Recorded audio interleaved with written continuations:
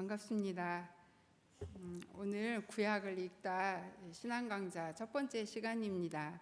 작년 가을에 제가 성도님들 한 20분 정도로 출발을 해서 1차로 구약을 읽다 시간을 했었습니다. 그때는 이제 온라인이 아니고 오프라인이었죠. 그래서 3층에 모여서 같이 성경을 읽고 또 이렇게 제가 강의를 하고 그것을 한 10주 정도 이렇게 진행을 했습니다. 구약만 하는데.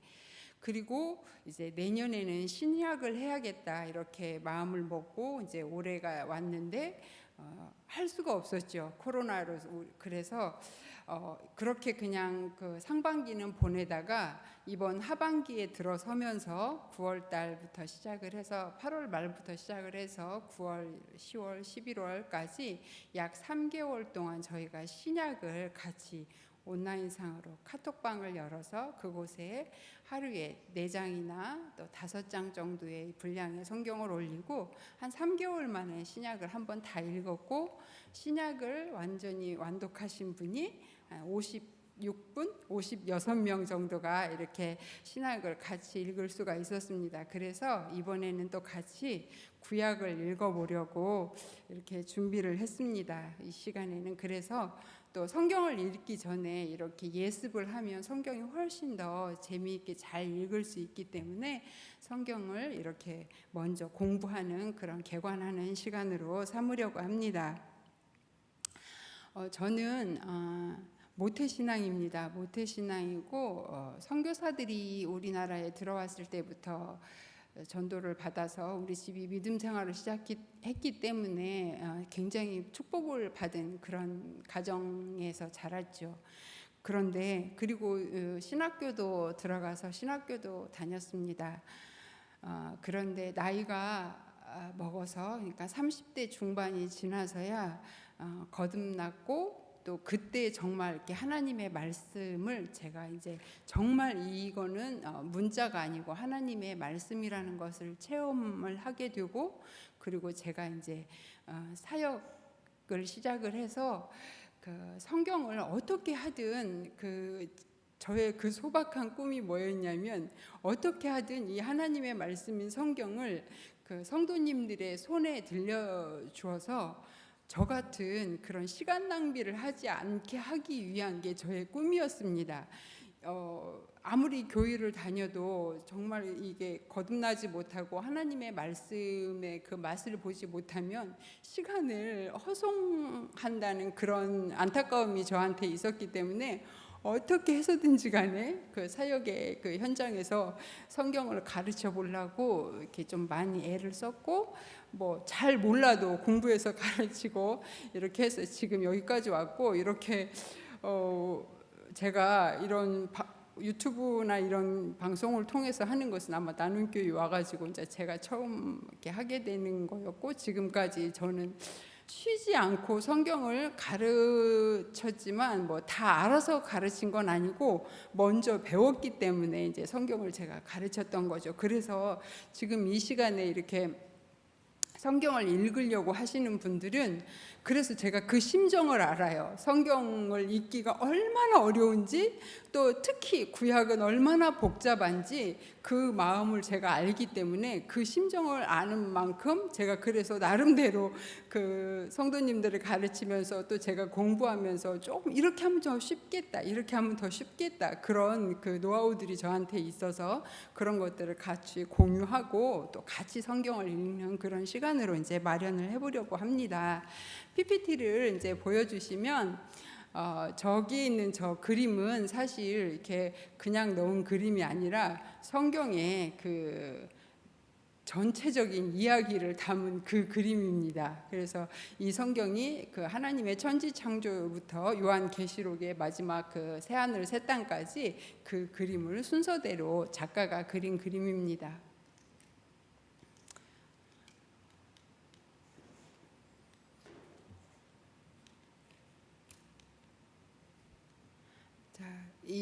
그래서 이번 구약 성경 이제 그 목적은 3가지로 제가 정했습니다. 이 성경을 어떻게 읽을 것인가. 그래서 첫 번째로 부분이 아닌 전체로 한번 읽도록 하겠습니다. 이게 무슨 말이냐면 성경은 이제 구약은 성경 전체는 66권이지만 구약은 39권이죠. 그래서 이 구약 39권을 한 권 한 권 떼서 읽는 것이 아니라 큰 역사라는 큰 줄기 안에 그곳에 그 하나의 이야기로 보고 성경 전체를 하나의 이야기로 만들어서 읽어가는 그런 과정입니다. 우리가 그 퍼즐을 이렇게 조각조각 맞추다 보면 퍼즐 조각을 이렇게 하다 보면 그 어지럽혀져 있는 그 퍼즐 조각을 맞추면 큰 그림이 되듯이 성경에 있는 구약의 39권의 퍼즐 조각을 맞추면 하나의 구약의 큰 그림이 되거든요. 그래서 그런 것을 마음에 염두에 두고 이번에 그 창세기와 말라기까지 읽는 39권의 성경은 이렇게 한 권으로 연결을 해서 읽어보도록 하겠습니다. 그리고 두 번째가 역사순으로 재배열을 해서 읽겠습니다. 이거가 이제 무슨 뜻이냐면 지금 우리가 가지고 있는 이 성경은 역사순으로 배열되어 있지 않아요. 그래서 뒤에 일어난 역사가 앞부분에 있기도 하고 앞부분에 대한 역사가 뒤에로 가기 때문에 이 순서대로 읽으면 성경을 전혀 이렇게 알 수가 없어요. 특히 성경의 전체적인 구조를 아는 분은 어디를 펴도 읽을 수가 있지만 성경의 구조를 모르고 성경에 대해서 많이 알지 못하는데 이 성경이 우리가 가지고 있는 이 성경 순서대로 읽는다면 뒤죽박죽이 돼서 뒷부분에 가서는 전혀 이해할 수가 없어요. 그래서 성경을 재배열해서 읽겠습니다. 사건 순서대로 역사적인 흐름을 따라서 열왕기상까지, 그러니까 솔로몬 이야기까지는 그래도 그냥 성경 순서대로 읽으면 되는데 이제 그 열왕기에서 남유다와 북이스라엘로 나눈 부분에서 선지자들이 등장해서 말씀을 선포하기 시작하는데 이때 그 역사서라는 큰 줄기 안에 선지서들을 집어넣어서 선지자들이 그 시대의 하나님의 말씀을 어떻게 대언하는지 그것을 좀 확인하면서 읽어가는 그런 시간으로 이렇게 마련을 하려고 합니다. 그래서 우리는 사전 지식이 필요한 거죠. 역사적으로, 지리적으로, 문화적으로 필요하고 이제 다음 시간에 하겠지만 다음 시간에는 지도를 좀 놓고 이렇게 지도를 보면서 또 성경의 그런 동선을 좀 따라가 보는 그런 시간으로도 마련을 하겠습니다. 그리고 마지막으로 성경 전체에 흐르는 하나님의 마음을 읽는 시간으로 그렇게 우리가 읽어보려고 합니다. 사실 성경은 글자로 돼 있죠. 그래서 글자, 그 다음에 단어, 문장, 또 한 장으로 이렇게 돼 있고 저 한 권으로 돼 있고 그렇지만 결국에 우리가 눈으로 성경 글자를 읽지만 하나님의 마음까지 읽어야 우리가 성경을 다 읽은 것이기 때문에 하나님의 마음을 읽는 그런 시간까지 이렇게 삼으려고 합니다. 그런데 성경은 사실 한 번 읽어가지고는 전혀 알 수가 없어요. 아무리 똑똑한 사람도 성경을 한 번 읽었는데 다 깨달아진다? 있을 수도 없는 이야기인 것 같아요. 그래서 성경은 계속 반복적으로 이제 신약을 한번 읽었죠. 구약을 이번에 읽고 나면 이제 성경을 다 알게 되나요? 아니요. 다시 또 신약 시작해야 하고 다시 구약을 읽어야 되고 평생을 걸쳐서 우리는 계속 이렇게 성경을 읽어야 되는 거죠. 제가 저는 이제 그 큐티 말씀을 묵상을 하다가 제가 거듭났기 때문에 성도님들에게 또 같이 이렇게 같이 신앙생활 하시는 분들에게 제가 막 큐티를 열심히 소개를 했어요. 그런데 그분들이 처음에는 막 큐티를 열심히 하다가 큐티를 그만두는 거예요. 2개월, 3개월만 두면 금방 그냥 성경 큐티 책을 놔버리는 거예요. 그래서 그 원인을 알고 봤더니 성경을 너무 모르는 거예요. 예를 들면 뭐 예언서 중에 예레미야나 에스겔이나 이런 막 이사야나 막 그런 아주 긴 대선지서를 읽을 때 시대가 불분명한 그런 막 구약 지명, 인명 막 이런 것들이 복잡한 이곳을 읽으면 도대체 무슨 뜻인지 모르기 때문에 그냥 다 큐티를 포기하게 되는 것을 제가 봤거든요. 그래서 큐티를 더 잘하게 하기 위해서 성경을 이제 가르쳤고 성경을 알게 되면 내가 지금 있는 이 묵상하는 이 본문이 성경의 어디쯤 이야기구나라는 것을 알게 되고 성경이 훨씬 쉽게 느껴지기 때문에 큐티를 그래서 계속 할 수 있었던 거죠. 그래서 이번 구약을 읽다의 목적은 성경을 부분이 아닌 전체로 읽을 것이고 역사순으로 성경을 다시 재배열해서 읽을 것이고 성경 전체에 흐르는 하나님의 마음도 함께 읽어보는 그런 시간으로 이 시간을 삼도록 하겠습니다.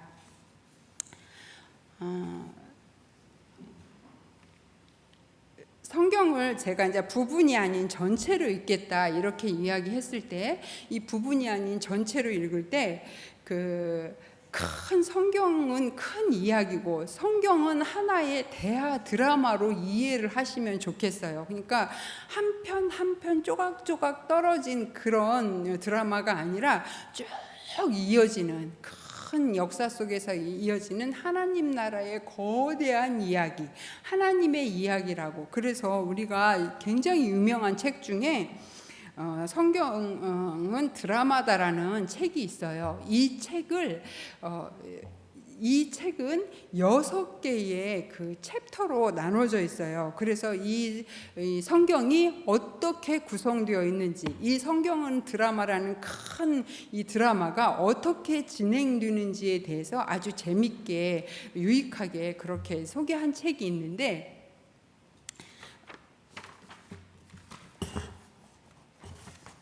첫 번째가 창조입니다.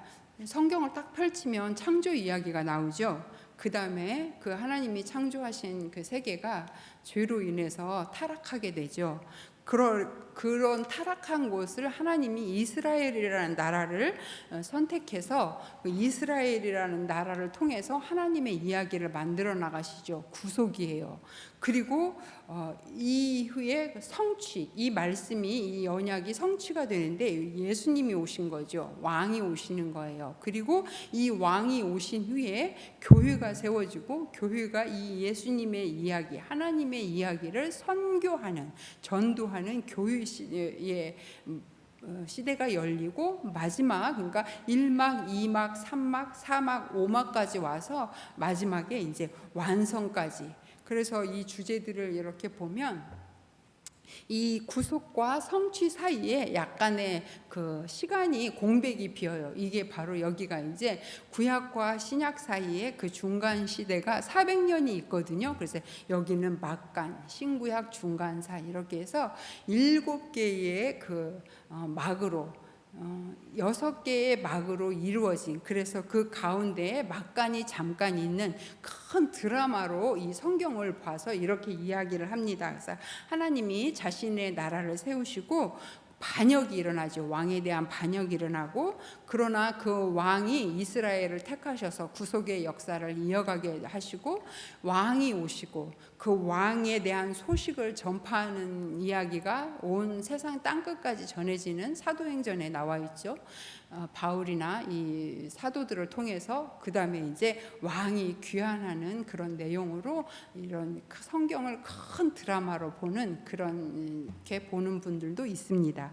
그리고 이제 저는 그러나 이게 조금 더 이것을 더 이렇게 조금 더 확대시켜서 구약을 좀 아주 조금 더 시대적으로 구분을 해서, 이것은 예전에 제가 한번 사복음서 할 때 구약을 압축해 놓은 버전으로 이 이미지를 보여드리고, 이 이미지를 보면서 우리가 같이 한번 했던 기억이 나는데요. 저는 이 그림을 굉장히 좋아합니다.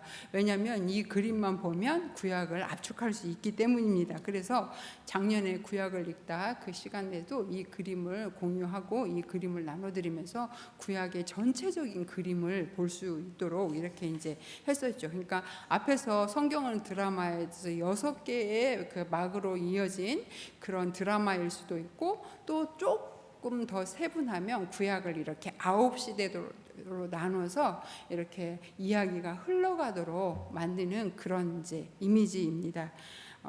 첫 번째는 이제 창조 시대죠.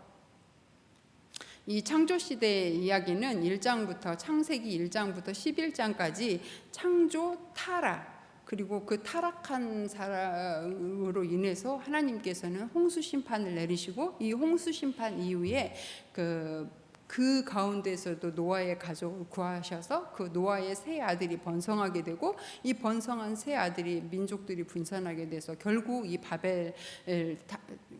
바벨이라는 곳에 모여서 이 민족들이 하나님을 대적하는 바벨탑을 세우게 되고, 하나님이 교만을 보고 흩으셔서 민족들이 언어로 분산되는 그런 이야기가 1장부터 11장까지 여기를 창조 시대의 이야기로 보면 됩니다. 이게 굉장히 지금 쉬운 이야기지만 지금 이번에 구약을 읽다 같이 성경을 읽는 분 중에 성경을 난생 처음 읽겠다고 지금 하신 분들이 몇 분 계시는 거예요. 우리 교회에서 신앙생활을 처음 하시고 또 우리 교회에 같이 구약을 읽겠다고 신청해 주신 분들 중에 지금 성경을 난생 처음 접해보는 분들이 있기 때문에 조금 앞에 아는 이야기들이지만 그래도 이렇게 좀 더 좀 쉽게 하기 위해서 제가 이렇게 다시 반복해서 이야기를 하는 거거든요. 창세기 1장부터 11장까지 이렇게 여기를 이제 창조 시대 인류 원 역사라고 해요. 여기는 시간을 측정할 수가 없어요. 그래서 이 때부터 이제 이렇게 1장부터 11장까지의 역사가 이어지고, 이후에 하나님께서 창세기 12장에서 아브라함을 부르세요. 이 흩어진 민족 중에서 하나님께서 아브라함을 불러서 그 가나안 땅으로 오게 하시고, 이곳에서부터 하나님 나라의 구속 역사 이야기가 이어져 나가도록, 그래서 우리가 잘 알고 있는 아브라함, 믿음의 조상 아브라함이 창세기 12장부터 나오고, 창세기가 1장부터 50장까지인데 12장부터 50장까지가 족장시대 이야기입니다.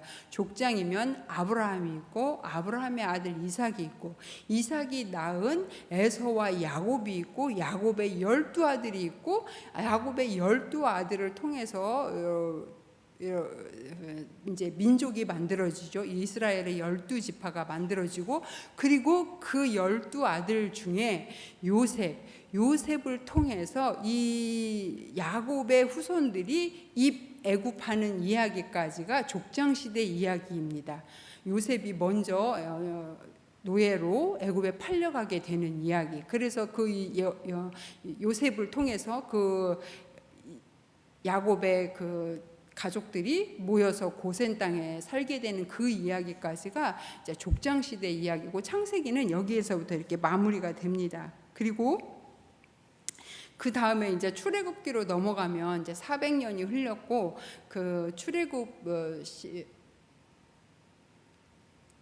이스라엘의 야곱의 아들들이, 야곱의 후손들 70명이 애굽에 가서 400년이 흐른 후에 엄청난 민족이 되고, 그 민족들을 압박하는 애굽 바로 왕의 이야기가 나오고, 그 바로 왕의 핍박에 백성들이 신음하고 부르짖는 소리에 하나님이 들으시고 모세를 보내서 출애굽시키는 이야기, 그리고 모세를 통해서 출애굽한 백성들이 광야에 나와서 사는 이야기. 그래서 출애굽과 광야 시대가 바로 이어져서, 이때는 출애굽 시대 그리고 광야 시대에서 출애굽한 백성들이 광야에서 어떻게 지내는지 이 이야기가 이어집니다.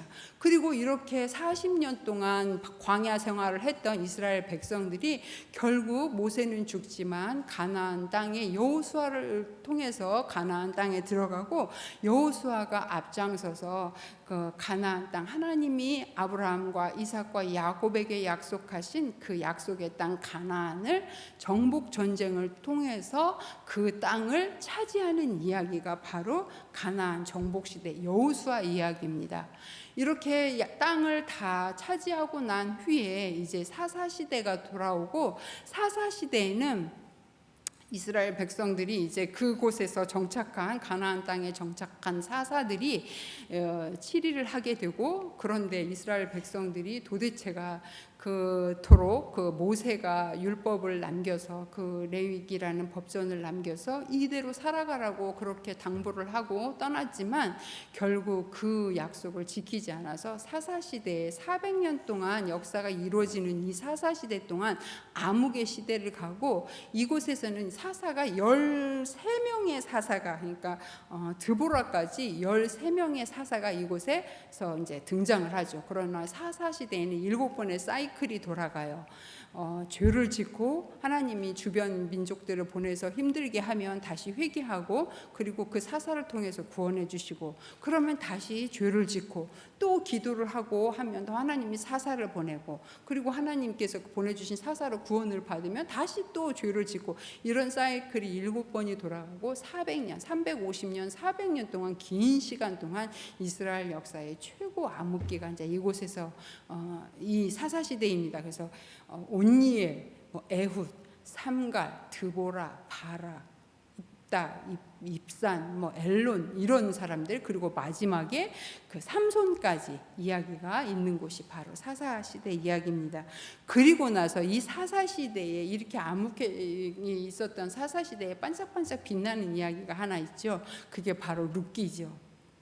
그래서 이 룻기를 읽으면 결국 이스라엘의 하나님이 왕을 준비하고 계신다라는 그래서 그 왕의 아버지였던 이새가 태어나는 이야기가 그곳에 이렇게 나오죠. 그래서 이새가 나오고 그리고 그 이제 하나님께서는 이 이스라엘이라는 나라에 왕정 시대가 돌아온다라는 것을 예고하죠. 그리고 이 이스라엘 백성들이 이렇게 사사 시대 때 사무엘을 통해서 사울이 다윗이 솔로몬이 차례대로 통일 왕국 시대에 이렇게 등장을 하게 되고 아까 앞에서 얘기했듯이 솔로몬이 죽은 후에 솔로몬의 아들 르호보암과 솔로몬의 그 부하였던 여로보암의 반역으로 나라는 나뉘게 되고 이때가 바로 분열 왕국 시대입니다. 우리가 이제 나중에 역사서를 이렇게 읽다 보면 이곳이 굉장히 복잡해서 여기서는 굉장히 많은 이제 공부가 좀 필요하죠. 왜냐하면 선지서를 같이 읽어야 되기 때문에. 그래서 이때 그 두 나라로 갈린 남유다와 북이스라엘로 갈린 나라들이 서로 싸우기도 하면서 그리고 북이스라엘은 계속 첫 번째 왕이었던 느밧의 아들 여로보암의 길을 따라서 계속 그 하나님을 따르지 않는 그런 길로 가게 되고 결국 남유다는 그렇게 해서 이 북이스라엘은 망하게 되고 남유다가 이제 남아있고 그 남유다가 한 150년 정도 더 역사가 이어가죠. 그래서 북이스라엘은 721년에 아수르에게 망하게 되고 남유다는 586년에 바벨론으로 포로로 끌려가게 되는 그런 비참한 역사를 맞는 게 바로 여기 분열 왕국 시대의 이야기입니다. 그리고 나서 지금 우리가 주일에 목사님을 통해서 다니엘서를 우리가 설교를 듣고 있잖아요. 그런데 이 다니엘이 그 남유다 출신의 그 청년이었고 소년이었고 이 소년이 1차 포로로 바벨론으로 끌려가는 그 포로민 중에 한 사람이었던 거죠. 그래서 이 다니엘과 에스겔 이런 선지자들의 이야기는 바로 이 포로 시대에 읽어야 되는 그래서 이 포로 시대 바벨론에서 70년간의 포로가 다 기간이 끝나고 나서 70년 후에 다시 그 이스라엘 그 가나안 땅으로 돌아와서 성전을 재건하고 또 성벽을 중수하는 그런 이야기를 다루는 이야기가 바로 이제 에스라와 느헤미야 성경의 마지막 부분에 있는 포로 귀환의 이야기입니다. 그러니까 이 창세기부터 창조 시대부터 포로 시대까지 포로 귀환 시대까지 성경은 이렇게 하나의 큰 이야기로 이렇게 흘러가고 있고 이제 이후에 아까 이야기했던 그 구속과 성취 사이에 막간 중간사가 있었죠. 그때 그 400년 중간사 이후에 예수님이 오시고 예수님은 그 이제 예수님 시대 그 다음에 교회 시대 이렇게 해서 성경을 큰 그림으로 봤을 때 12그림으로 이렇게 나눌 수가 있습니다. 그 다음 PPT를 한번 넘겨주실래요? 이거 지나고 자, 여기는 이제 구약은 이렇게 세 덩어리로 나눌 수가 있습니다. 이것은 할까 말까 이제 고민을 하다가 처음 성경을 읽는 분들이 계시기 때문에 그래도 조금 도움이 돼야겠다. 그래서 구약 성경 39권을 분류를 해봤어요. 구약 성경 39권을 분류를 하면 성경을 이제 보면 성경 맨 앞부분에 성경 목록, 성경의 목차가 있어요. 여기에 39가지의 성경 창세기에서부터 말라기까지 그 이름이 쭉 나와 있는데, 제가 그 어렸을 때 엄청 많이 불렀던 찬양, 그 교회에서 다닐 때 그 성경 목록가라는 그 찬양이 노래가 있었어요. 교회에서 가면 주일학교 선생님들이 많이 저를 가르쳐 주셔서 그 노래를 열심히 따라했는데, 그때는 그냥 뭐 선생님들이 부르라고 했으니까 불렀던 거고, 이제 제가 나중에 사역을 하면서 아이들에게 어떻게 하면 이 성경을 더 잘 가르칠까, 성경 목록만 알아도 성경이 열리는데 이 아이들이 성경이 목록도 모르는 거예요. 그러니까 뭐 앞에 창세기, 뭐 출애굽기 여기는 알아요. 그런데 나중에 뒤에 가면 이 소선지서에 나오면 소선지서들이 누구인지 이름도 모르고, 바울 서신에 그 바울이 어떤 편지를 썼는지 거기를 전혀 알지 못하는 거예요. 그래서 성경 목록가를 우리가 이제 가르치고 배웠는데, 막 성경 목록가를 부르면 제 막 마음이 막 두근두근 하는 거예요. 막 너무 이게 내 마음이 막 뜨거워지고, 그 성경 목록가가 그런 노래가 아닌데 제가 그 성경 목록가만 부르면 막 제 마음이 뜨거워지고, 그래서 이게 뭐지? 그랬던 적이 있습니다. 아무튼 그래서 우리가 창세기부터 말라기까지 지금부터 성경 목록을 한번 쭉 살필 건데요.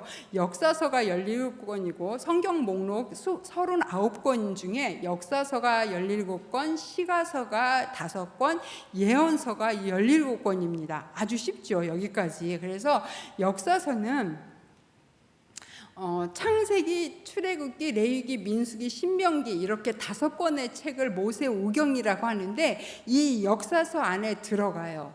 저를 이렇게 내려주시면 이 모세오경이 보입니다. 그래서 이렇게 5권의 책이 모세오경. 이제 우리는 1월 23일 날까지, 이번 주 다음 주 월요일부터 1월 23일까지 모세오경을 다 읽기로 이렇게 계획을 세워서 그 구약을 읽다 카톡방에 올렸거든요. 그리고 이제 이후에 그 역사서는 다시 또 계획을 짜도록 하겠습니다. 그래서 이 창세기부터 창세기, 출애굽기, 레위기, 민수기, 신명기 5권의 책이 역사서 안에 들어가지만 모세오경이고, 그 다음에 여호수아에서부터 에스더까지가 이제 역사서입니다. 창세기부터 에스더까지. 이 성경 목록을 조금 더 이따간 더 이렇게 좀 자세하게 그렇게 말씀을 드릴게요. 왜냐하면 이거를 역사서, 지금 저는 보이는 게 역사적인 배열이 아니에요. 그냥 성경의 목차만 보여드리는 거고, 이것을 나중에 다음 장에서는 좀 따로따로 분류를 해서 역사적으로 배열을 하고, 그 배열을 한 상태에서 우리가 이제 성경을 좀 이렇게 더 자세히 보도록 하겠습니다. 그리고 시가서가 5권이 있습니다. 시가서는 욥기서부터 시편, 잠언, 전도서, 아가서, 이거는 지혜서라고도 해요. 그래서 지혜로운 그런 글들을 모아놓은 책입니다. 그래서 이 시편은 여러 많은 작가들이 썼고, 잠언, 전도서, 아가서는 이제 솔로몬이 썼고, 욥은 아까 우리가 앞에서 얘기했던 그 족장 시대, 아브라함, 이삭, 야곱, 요셉이 살았던 그 족장 시대의 이야기입니다. 그래서 욥기가 이렇게 있고, 이 5권을 묶어서 시가서라고 하고, 그다음 이제 예언서가 있습니다. 예언서는 대예언서 5개, 소예언서 12개에서 17권입니다. 그래서 이사야서부터 다니엘까지 대예언서, 그 다음에 그 이후에 이제 말라기까지가 소예언서에서 17권, 예언서 17권, 역사서 17권, 그 안에 시가서 5권, 이렇게 해서 구약이 총 39권입니다. 자, 이렇게 나눈 후에 정말 이제 이 그림만 알면, 이 그림만 알면 그래도 구약의 전체적인 구조를 볼 수 있는 그런 이제 이미지입니다.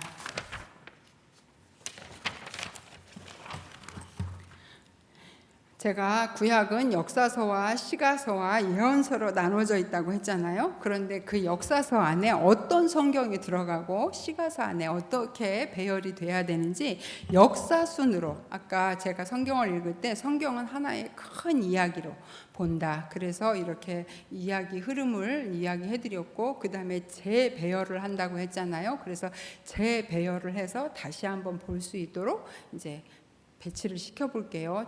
역사서 이제 창세기가 나와야 되겠죠.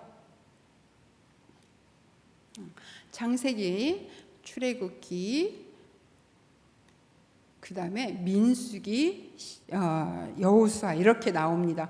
그러면 지금 레위기와 그 신명기가 빠졌어요. 예, 이제 곧 나올 거예요. 역사서는 이렇게 창세기, 출애굽기, 민수기, 그러니까 출애굽한 백성들이 레위기를 가는 게 아니라 민수기로 이어져야 돼요. 제가 시간상으로 배열을 한다고 했잖아요. 그렇기 때문에 창세기, 출애굽기, 창조 시대와 족장 시대를 지난 사람 이스라엘 백성들이 출애굽을 해서 시내산에 와서 2개월 동안 머물게 되고, 그 2개월이 지나서 그 시내산에 와서 1년 정도를 머물게 되고 광야로 나가게 되는데, 성막을 다 완성하고 바로 이야기가 이어지는 거예요, 민수기로. 그런데 그 시내산에 있을 때 하나님께 받은 책이 레위기거든요. 그렇기 때문에 이 출애굽기 안에 레위기가 들어가는 거죠. 그래서 그거는 역사적인 그 사건에서 떨어진 책이긴 하지만 그 책이 역사 스토리는 아니기 때문에 제가 밑으로 뺀 거예요. 그래서 이렇게 그 다음에 사사기, 그러니까 창세기, 출애굽기, 광야 시대, 민수기, 그 다음에 여호수아를 통한 정복 시대, 여호수아, 그 다음에 사사 시대, 사사기, 그 다음에 삼상하, 다윗의 이야기가 나오는 사무엘 삼상하, 그 다음에 열왕기 왕상하, 열왕들의 이야기, 남유다와 북이스라엘이 갈라지고 그 왕들의 수많은, 남유다의 20명, 북이스라엘의 19명의 왕들이 서로 왔다 갔다 하면서 하는 이야기가 왕상하가 나오고, 그 다음에 바벨론 포로로 갑니다. 그리고 그 바벨론 포로를 간 후에 돌아와서 느헤미야가, 에스라가 성전을 말씀 부흥회를 하게 되고 느헤미야가 성전을 건축하는 이야기에서 역사서는 이렇게 창세기부터 느헤미야까지 이런 순서로 이어집니다. 저 빈 공간은 이제 바벨론 포로 시대를 이제 나타내는 거예요. 그렇다면 이 출애굽기 시대에 우리가 이제 알아야 될 게, 이 출애굽기 시대에는 바로 레위기가 아까 발생이 됐다고 했죠. 그러니까 출애굽기에서 읽어야 될 종속 목록이 레위기, 그리고 신명기가 그 다음에 나와야 되는데, 이 신명기는 모든 그 광야 시대가 다 끝나고, 자 이제 모세가 죽기 전에 내가 너희들한테 마지막으로 유언을 하겠다 해서 베푼 말씀이 바로 신명기예요. 모세의 마지막 설교 유언집을 모아서 묶어놓은 것이 신명기 책이기 때문에 우리는 민수기를 다 끝난 그 신명기 마지막에 신명기는 모세의 설교집이구나라고 생각을 하고 이제 읽어야 되는 거죠. 그래서 창세기, 출애굽기, 민수기 이렇게 나갈 때 출애굽기에 레위기가 들어가고 민수기에 신명기가 들어가도록 이렇게 이제 읽으면 이게 역사적인 순서입니다.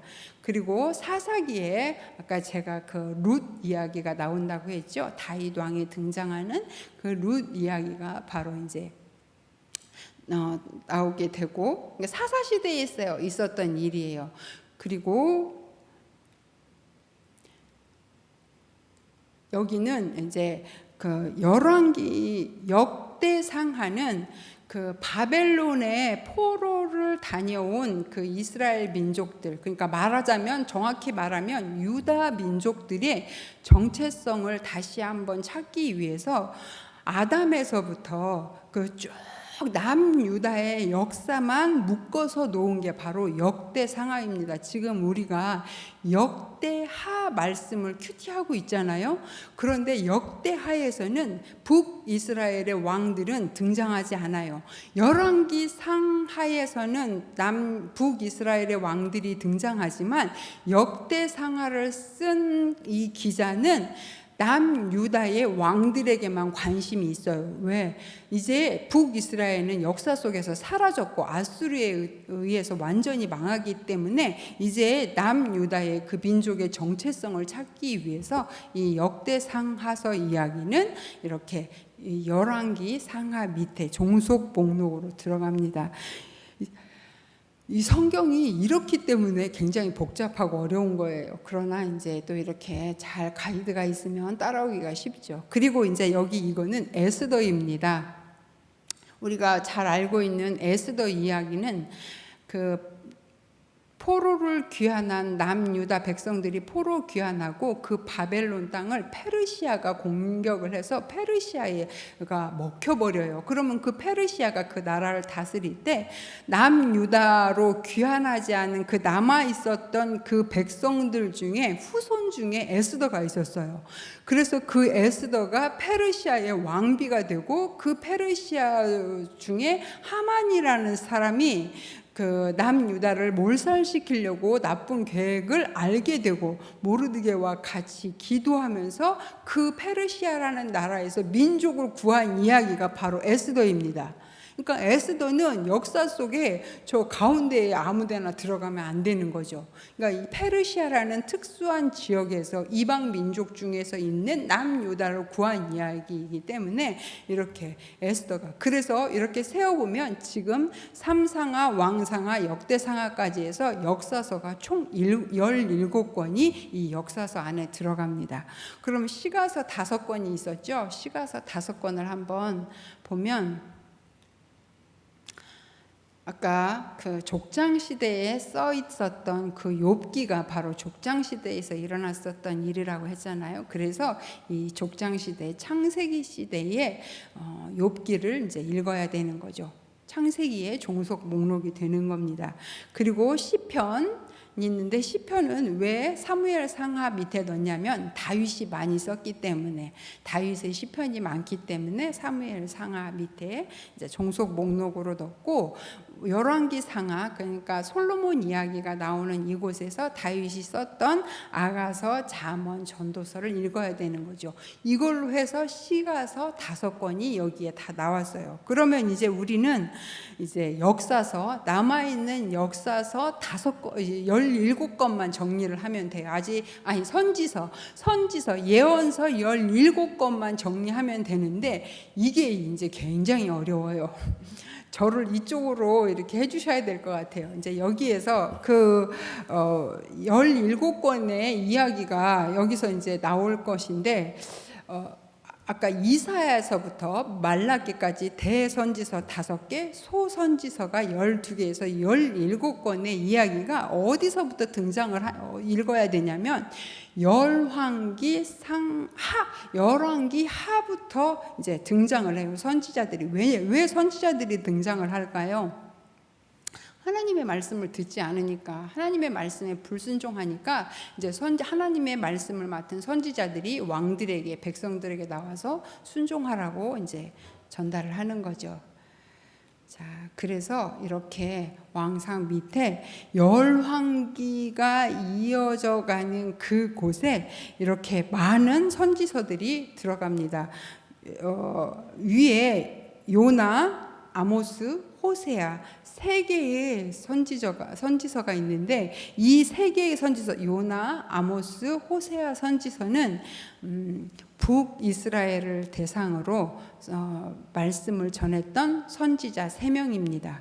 그러니까 이 다른 선지서들 중에 17권 중에 3개의 선지자는 바로 그 북이스라엘에서 활동했던 그런 선지자. 이제 우리가 나중에 선지서를 읽을 때 더 자세하게 보겠지만 이제 요나 같은 경우에는 북이스라엘의 선지자지만 그 북이스라엘에서 말씀을 전하진 않았고 그 북이스라엘을 괴롭히고 있는 아수르 니느웨에 가서 말씀을 전했던 선지자가 바로 요나죠. 그 물고기 뱃속에 들어갔던. 그리고 이제 아모스 같은 경우에는 남유다 출신이었지만 하나님이 말씀을 줘서 북이스라엘에 가서 말씀을 전하라고 해서 전했던 아모스 선지자. 그리고 호세아 선지자 같은 경우에는 그 음란한 여인을 그 맞아가지고 아이를 낳아서 그 말씀을 전했던 선지자가 호세아 선지자잖아요. 이 호세아 선지자가 바로 북이스라엘에서 활동했던 선지자입니다. 이렇게 세 명의 선지자가 열왕기 시대에 북이스라엘에서 활동했던 선지자이고, 이후에 이사야, 미가, 요엘 선지자. 사실 요엘이나 오바댜 같은 경우에는 시대를 잘 알 수는 없지만 남유다에서 활동했던 것은 맞고, 뭐 바벨론 포로 끌려가기 전에 이렇게 활동했던 선지자로 보고 있습니다. 그래서 이사야, 미가, 요엘, 그다음에 스바냐, 나움, 하박국, 에레미야, 에가, 오바댜, 이렇게 해서 이 선지자들이 그 열왕기 시대에 서로 등장을 하면서 말씀을 전했던 선지자가 바로 이제 여기에서 이렇게 대거 등장을 하게 됩니다. 그리고 그 다음 선지자가 이제 그 다음 선지자가 바로 다니엘과 에스겔이죠. 저 위에 있는 빈 공간은 그 바벨론 포로 시대 때라고 말씀드렸잖아요. 그러니까 바벨론으로 포로로 끌려갔을 때 그곳에서 활동했던 에스겔과 다니엘은 그때 시대에 활동했던 선지자니까 포로로 끌려간 거예요. 다니엘은 1차, 에스겔은 2차 선지자로 거기로 포로민으로 끌려가서 그 이방 땅에서 그 바벨론의 포로 생활을 하면서 그 끌려간 백성들을 대상으로 말씀을 전했던 선지자들이 바로 다니엘입니다. 다니엘과 에스겔입니다. 그리고 70년이 되어서 돌아왔죠. 다시 70년이 되어서 예루살렘으로 돌아왔을 때 그때 막 꿈을 안고 돌아왔는데 학계와 너무 그 사는 것은 형편없고 아무리 성전을 짓고 뭐 예배를 드려도 사는 것은 나아지지 않고 이랬을 때 하나님께서 이제 그 백성들의 그 느슨해진 마음들을 경각하기 위해서 학계 선지자, 아주 나이 많은 선지자예요. 학계 선지자는 나이 많은 선지자가 너희가 그렇게 좋은 집에, 하나님의 성전은 저렇게 허물어져 가고 있는데 좋은 집에 거하고 있는 것이 말이 되느냐 하면서 호령하듯이 말씀을 전했던 선지자가 학계 선지자고, 그 다음에 바로 이제 그 스가랴 선지자가 환상을 보면서 같이 학계와 같이 동시대에 백성들을 이렇게 격려했던 그런 선지자가 바로 학계 선지자와 스가랴 선지자가 있습니다. 그리고 나서 이제 에스라가 죽고 이후에 에스라 이후에 느헤미야가 오게 되죠. 느헤미야는 바로 페르시아에서 총독의 페르시아의 황제의 술 관원이었는데 이쪽 이스라엘에서 그 황폐하다는 그 소식을 듣고 이제 와서 그 형편을 보니까 너무 성전을 지어야겠다라는 그런 마음을 가지고 황제의 명을 받아서 돌아와서 백성들을 막 격려해서 성전을 짓게 하고 이런 부흥회를, 말씀의 부흥회를 막 일으키고 이랬던 이제 사람이 바로 느헤미야고, 이 느헤미야가 다시 고국으로 이제 페르시아로 돌아가요. 자기가, 왜냐하면 그 느헤미야는 직책이 페르시아의 총독으로 파견을 나왔었던 거거든요. 이 유다 땅에. 그렇기 때문에 다시 돌아갔다가 다시 왔을 때 다시 또 느헤미야가 지도자가 없는 그 상황에서 다시 이스라엘 백성들이 타락하게 되고 이런 모습을 보고 결국 이제 구약의 문이 닫히게 됩니다. 그때 이제 마지막으로 말라기가 하나님이 이제 너희들하고 말을 하지 않겠다 이렇게 이야기를 하면서, 그러나 이제 엘리야의 심정을 가진 선지자가 오겠다. 바로 이제 세례 요한이 와서 예수님이 오실 길을 준비하는 그런 선지자를 예언을 하고 말라기 선지자가 마지막으로 이제 구약의 역사가 이렇게 마치는 거죠. 그래서 이렇게 우리가 위에 역사서 17권, 시가서 5권, 마지막에 예언서, 선지서 17권 이렇게 해서 구약을 39권을 총 정리하면 이제 우리가 구약 성경을 다 읽을 수 있는 거죠. 그래서 여기까지가 이제 구약의 전체의 큰 그림이고요. 다음 주부터는 이제 모세오경을 할 겁니다. 우리가 모세오경을 읽어야 하기 때문에 모세오경이 창세기, 출애굽기, 레위기, 민수기, 신명기 5권이라고 말씀을 드렸고, 그 다음 주에 성경을 이제 다음 주 월요일부터 성경을 읽기 전에 이걸 우리가 이제 다시 또 신약 강좌를 통해서 모세오경을 다시 개관하기 전에 이제 뭐랄까 맛보기라고 해야 될까? 그런 걸로 모세오경, 그러니까 구약의 상관관계, 모세오경이 얼마나 중요한지, 그 중에서도 레위기가 얼마나 중요한지, 구약이 얼마나 이 39권의 책들이 따로따로 한 권이 아니라 얼마나 유기적으로 연결이 돼 있는지 그거에 대해서 이제 말씀드리고 마치도록 하겠습니다. 간단하게. 우리가 그 모세오경의 창세기, 출애굽기, 레위기 있죠. 그 레위기는 바로 이스라엘 백성들이 출애굽한 이스라엘 백성들이 시내산에 도착했을 때 하나님과 언약을 맺었어요. 그 언약을 맺은 후에 하나님께서 모세를 통해서 주신 책이 레위기예요. 그리고 이 레위기, 그러니까 하나님은 기록을 하시고 이 기록한 책을 모세에게 주시면서 이것이 너희에게 정말 중요한 것이다라고 말씀을 하시고 이것을 잘 지키느냐 지키지 않느냐에 따라서 그 이스라엘의 흥망성쇠가 결정되는 아주 중요한 그런 책으로 레위기를 주십니다. 우리는 레위기를 생소하게 생각하고 레위기를 어렵다고 생각해서, 왜냐하면 레위기를 잘 읽지 않아요. 왜냐하면 맨날 제사 드리고 또 뭐 무슨 절기 지키고 우리하고는 전혀 상관이 없는 것 같은 이야기가 가득 들었기 때문에 우리는 레위기를 참 재미없고 뭐 졸릴 때 읽는 성경이다 이렇게 막 하면서 레위기를 잘 인기가 없는 책인데, 구약 전체에서 가장 중요한 책이 레위기입니다. 이 레위기를 중심으로 모든 구약의 그 이야기를 봐야 되는 거죠. 레위기라는 안경을 끼고 이 율법, 옛 언약, 이 하나님이 주신 이 언약이 잘 지켰는지 잘 지켜지지 않았는지 이것을 판가름하는 책이 레위기이기 때문에 우리는 레위기를 정말 잘 익숙하게 봐야 되는 거죠. 그래서 이번 성경 강좌, 이번 구약을 읽다를 통해서는 레위기의 재발견, 그래서 레위기가 얼마나 우리에게 정말 그때 그 시대 사람들에게 뿐만 아니라 우리에게도 얼마나 이 책이 정말 중요한 책인지 이것을 확인하는 그런 시간이 돼야 되는데요.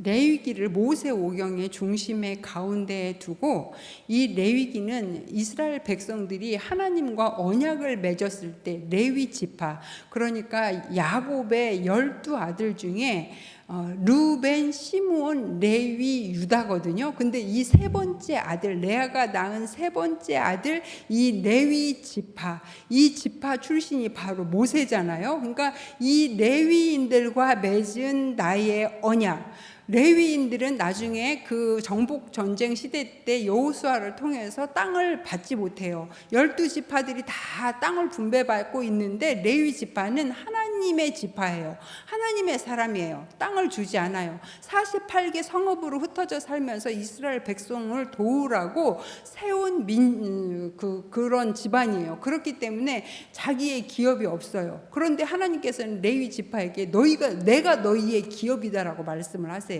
레위기는 하나님과 백성들의 중간에 서서 제사장 역할을 해야 되는 거예요. 하나님의 그 복을 백성들에게 전하고 백성들의 죄를 하나님께 고하면서 하나님과 백성이 화목할 수 있도록 그 역할을, 다리 역할을 해주는 게 바로 레위기예요. 그러니까 레위인들의 그 사명은 엄청난 거죠. 그렇기 때문에 레위 지파 출신들은 제사장 아론 계열이 레위 지파잖아요. 그래서 이렇게 그 집안 사람들은 그 농사 짓고 뭐 이렇게 생업을 하면 안 돼요. 성막에서 봉사하고 날마다 제사를 돕고 하나님께 제사 드리고 백성들의 제사를 돕는 사람들이 바로 레위 지파고, 이 레위기라는 책을 정말 계속 눈이 뚫어지게 보면서 이 백성들을 섬기고 하나님을 알아가는 게 바로 레위 지파가 한 이런 중요한 책이죠. 그래서 그렇다면 이 레위기라는 책을 놓고 볼 때 지금 이스라엘 백성들은 우리는 뭐 다 배경을 알기 때문에 그러지만 이 레위 지파 사람들이 이 레위기를 하나님이 주실 때 이스라엘 백성들이 그 400년 동안 노예로 살던 이스라엘 백성들이 시내산에서 하나님과 언약을 맺고 레위기를 주셨는데, 이 사람들은 하나님에 대해서 잘 몰라요. 노예 생활을 400년을 했기 때문에 하나님에 대한 인식이 없어요. 그러면 이 레위기를 통해서 이제 그 하나님을 바로 알게 하기 위해서 모세가 이제 글을 써야 되는 거죠. 그래서 모세오경인 거죠. 자, 그렇다면 이 레위기라는 책을 하나님이 시내산에서 주셨을 때 이 레위기를 가지고 민수기가 기록이 되는데, 이 민수기라는 책은 어떤 책이냐면 레위기라는 그 교과서를 받은 후에 바로 하나님이 광야로 내보내서 40년 동안 광야에서 훈련시킨 이야기가 바로 레위기, 그 바로 민수기입니다. 그러니까 민수기는 백성민자의 셀 숫자, 그러니까 민수기를 딱 열면 굉장히 복잡해요. 그리고 앞에서 백성을 계수해요. 그리고 뒤에서도 40년 후에도 백성을 계수해요. 두 번의 백성을 그 숫자를 세는 그 기록이 있기 때문에 민수기라는 이름이 붙은 것 같아요. 백성의 숫자를 세서 기록했는데, 그거보다 더 중요한 것이 뭐냐면 이 광야 40년 동안 레위기를 가지고 잘 훈련했느냐 훈련하지 않았느냐, 그것을 바로 광야에서 삶을 기록한 것이 바로 민수기이고, 그 다음에 신명기는 우리가 거듭해서 명령하는 책이 신명기예요. 그러니까 이 레위기라는 책을 가지고 모세가 죽으면서 3번의 설교를 반복해서 하는데, 그 교재가 무엇이냐면 레위기를 다시 재해석한 해설책, 레위기를 재해석한 모세의 설교집이 바로 신명기죠. 신명기를 읽다 보면 엄청 지루하고 길어요. 저는 레위기보다 신명기가 더 힘든 것 같아요. 왜냐하면 레위기를 다시 해석했거든요. 되풀이했거든요. 광야에서 어떤 일이 있었는지 그 이야기를 계속해서 신명기에서 다루고 있기 때문에 신명기가 굉장히 지루하게 느껴지는 책, 분량도 엄청 많거든요. 그러나 이 신명기 안에는 모세가 죽기 전에 마지막으로 레위기를 재해석해서 설교집으로 남겼기 때문에 우리에게는 굉장히 중요한 책이죠. 그래서 거듭해서 되풀이해서 명령하는 책이다. 무엇을? 레위기를 다시. 자, 그 다음에 그렇다면 출애굽기는 어떤 책이냐면, 우리가 이 하나님과 언약을 맺었는데 이 언약을 맺은 그 역사적인 배경이 무엇이냐, 바로 그 애굽이라는 땅에서 400년 노예 생활을 하면서 우리의 그 고통을 들어달라고 하나님께 기도했을 때 하나님이 모세를 보내서 그 모세를 통해서 모세를 통해서 열 재앙 홍해를 건너고 출애굽을 해서 시내산에 와서 그 시내산에 도착해서 너희들이 언약을 맺은 분이 바로 그분이 하나님이다. 그래서 이 레위기에 대한 그 언약, 그 역사적인 배경이 어떤 배경인지 알려주는 책이 바로 출애굽기고, 그렇다면 너희가 언약을 맺은 그 당사자가 누구냐? 바로 하나님이시죠. 그 창세기라는 것은 하나님에 대해서 소개를 하면서 하나님이 너희와 언약을 맺은 그 하나님, 그 신 하나님은 너희가 그 애굽에서 봤던 그런 신이 아니라 천지를 창조하시고 그 죄로 타락한 사람들을 홍수로 심판하시고 그 중에서도 노아의 자손을 가족을 구하시고, 그리고 그 타락한 그 바벨탑을 쌓는 그 백성들을 흩으셔서 그 흩은 민족 중에 아브라함을 불러서 그 아브라함을 통해서 하나님께서 그 민족을 만들어 가시고 그 민족의 조상인 아브라함과 이삭과 야곱과 언약했던 그 하나님과 너희가 언약을 맺은 거다라는 하나님을 소개하기 위한, 그러니까 모세오경의 중심은 바로 레위기고, 이 레위기를 통해서 모든 이야기를 보면 그렇구나 이제 이렇게 보이는 거죠. 그리고 우리가 앞에서 역사서가 있었죠. 역사서 17권. 그 17권 중에 이제 그 위에 모세오경 5개 빼고 12권이 남았는데, 그 역사서는 여호수아에서부터 느헤미야까지 그 쭉 역사가 일어나는 동안 레위기를 잘 지켰느냐 못 지켰느냐, 그러니까 딱 2개밖에 없어요. 성경에는 하나님이 주신 이 레위기, 하나님의 말씀에 순종했느냐 불순종했느냐, 그것을 이제 보는 거예요, 역사서는. 그래서 거기에서 순종했으면 하나님께서 복을 주시고, 불순종했으면 하나님께서 징계하시고 심판하시는 이야기가 바로 역사서인 거죠. 그리고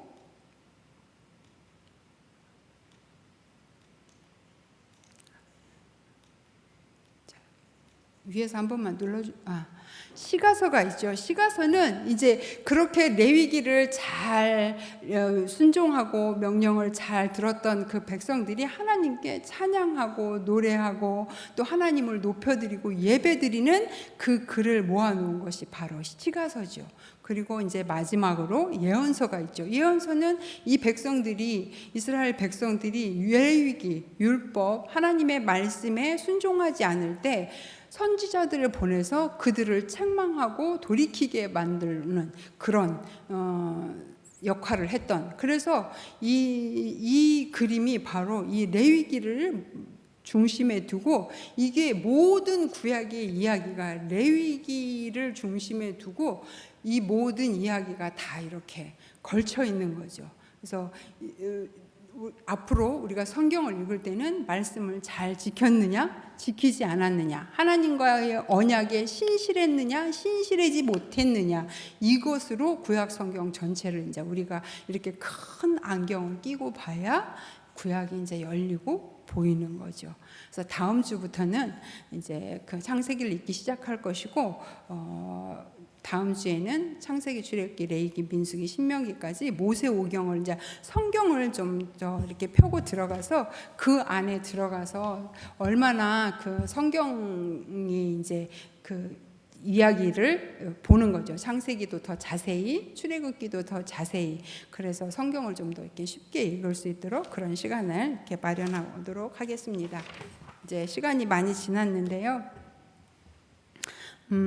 지금 큐티를 통해서 역대 하 말씀을 저희들이 보고 있는데, 그걸 보면서 제가 하나 이렇게 키워드로 떠올랐던 문장이 뭐냐면, 하나님의 말씀에 대한 태도가 인생의 열쇠다라는 그런 이렇게 마음의 그런 문장이 떠올랐어요. 왜냐하면 그 솔로몬 이후에 르호보암, 아사, 그런 많은 왕들이 쭉 이렇게 막 역사를 이어가잖아요. 막 히스기야까지. 그런데 하나님에 대한 말씀의 태도가, 그러니까 율법, 하나님이 지키라고 주신 그 언약에 대해서 신실하면 하나님이 도와주세요. 다 하나님이 도와주시고 모든 걸 앞서서 해주시는데, 그것을 하나님이 그 왕들을 책망할 때, 선지자들을 보낼 때 뭐라고 책망하시냐면, 네가 율법을 버렸으니까 나도 너를 버리겠다 그래요. 그래서 그걸 보면서 우리 인생도 마찬가지예요. 하나님에 대한 말씀의 태도가 바로 인생의 열쇠구나라는 것을 거기서 좀 이렇게 저는 확인을 했어요. 그런 생각도 했어요.